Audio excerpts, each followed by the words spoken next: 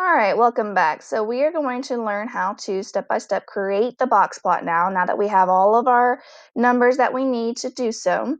So like I said, a 5-number summary is your min, your max, your Q1, your median, and your Q3. That is all you need in order to make a box and whisker plot.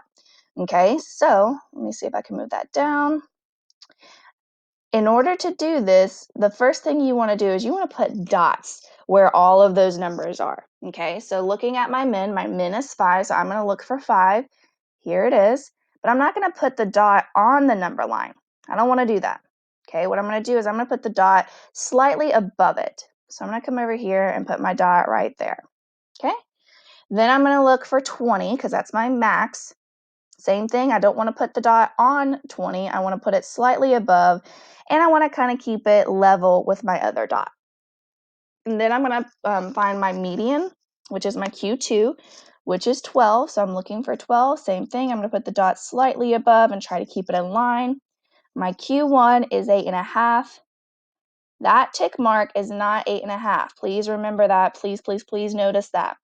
This is counting by twos, which means the middle tick marks are the numbers that are in between my two other noted numbers. So if this is 8 and that's 10, the number in between that is 9.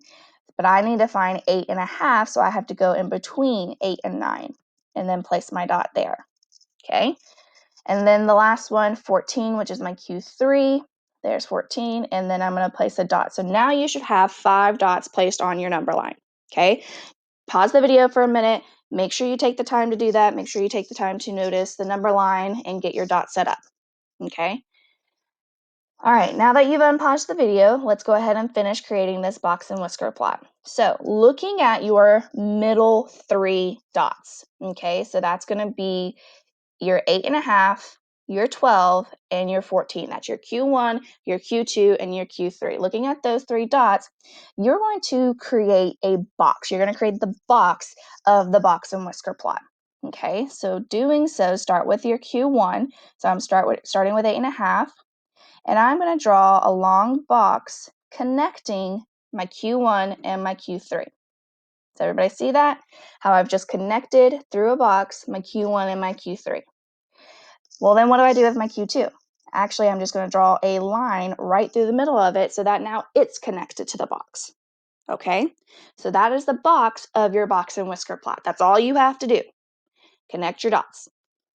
Then to create the whiskers of your box and whisker plot, you're literally going to start at your Q3 and extend a line all the way out to your max, and do the same thing with your Q1. Start with your Q1 and extend a line all the way out to your minimum. And those are your little whiskers, like little cat whiskers that like to stick out. Those are the whiskers of your box and whisker plot. And that's it. You know, getting your numbers is the hardest part. Finding out what your min, max, Q1, median, and Q3 are is the harder part of this. But creating the box plot itself is super fast and super easy once you have those numbers. Okay? So that's creating a box plot. Well, how do I interpret a box plot? So that's the next thing we're going to talk about. So these already have, a box plot has already been created for me. This time I've given you the box plot and I want you to tell me what my numbers are. Okay, so I'm just going to put dots on where they should be here. So looking at this box plot that's created, what number would be my median? Well, remember, your median is the middle of your data set, which is also going to be the middle of your box.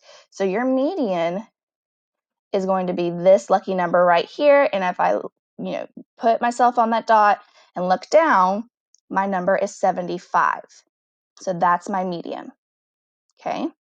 The next one is the lower extreme, which is my minimum. So again, this is my dot that I'm looking at. You always want to look at the dot first. Okay. I don't care about this number line. This number line isn't important until I need to find out what number this dot represents. What I care about are the dots. Okay, so when it says your lower extreme, it's not talking about the lower extreme of your number line, it's talking about the lower extreme of your data.